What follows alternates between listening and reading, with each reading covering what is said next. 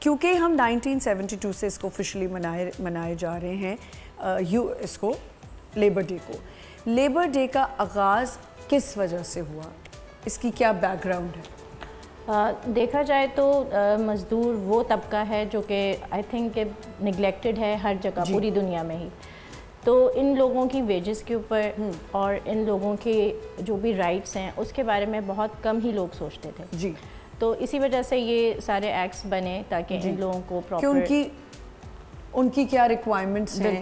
Labour day تو announce ہو گیا اور منایا بھی جاتا ہے, تو کیا واقعی لیبر کو وہ تحفظ مل بھی رہا ہے یا نہیں مل رہا؟ ایز اے سوشل ایکٹیوسٹ آپ کو کہاں لگتا ہے کہ ہم لیک کر رہے ہیں؟ بہت ساری چیزیں ہیں جس میں لیک آف انفورسمنٹس ہیں. ٹھیک ہے, ہمارے پاس لاس تو ہیں بٹ ان کی امپلیمنٹیشن نہیں ہوتی ہے. ہمارے پاس بہت سارے ایسے چیلنجز ہیں, فار ایگزامپل جیسے ہمارا کلچر ہے, تو culture itself it's a big challenge کہ ہمارے سینیریوز میں غربت اتنی ہے کہ نہ فیملیز اس سائڈ پہ جا رہی ہوتی ہیں کہ وہ پراپر ارن کر سکیں, کیونکہ اگر فیملی میں ایک بندہ بھی ارن کر رہا ہے تو ہی is considered as a only bread earner at that time.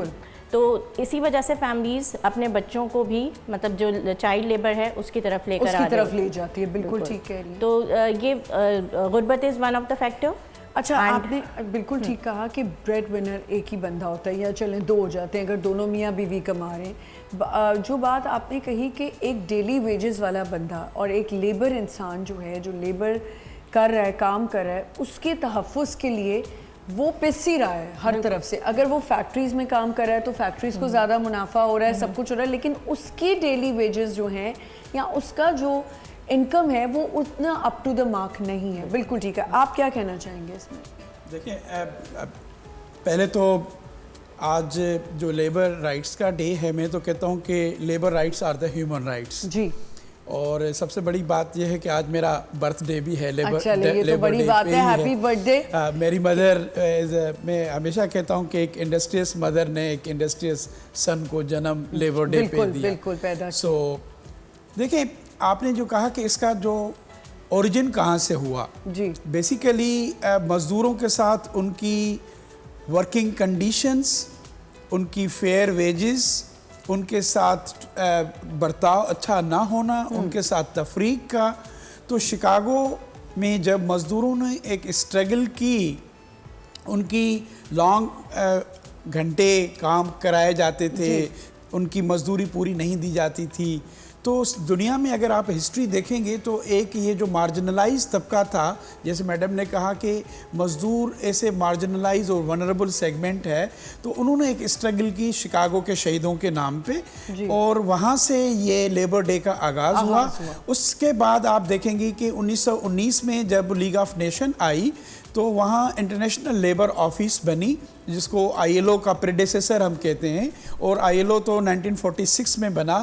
تو پہلے کنونشنز جو بنے وہ بنے منیمم ورکنگ آورز کے, اور وہ چائلڈ لیبر پہ بنے. تو 1919 سے لے کے 1948 سے لے کے اب آپ دیکھیں گے انٹرنیشنل لیبر آرگنائزیشن ہے, اس نے بہت سے قوانین بنائے ہیں جس میں منیمم ویجز, مثلاً آپ کو بتاؤں کہ 8 فنڈامنٹل کنونشنز ہیں آئی ایل او کے.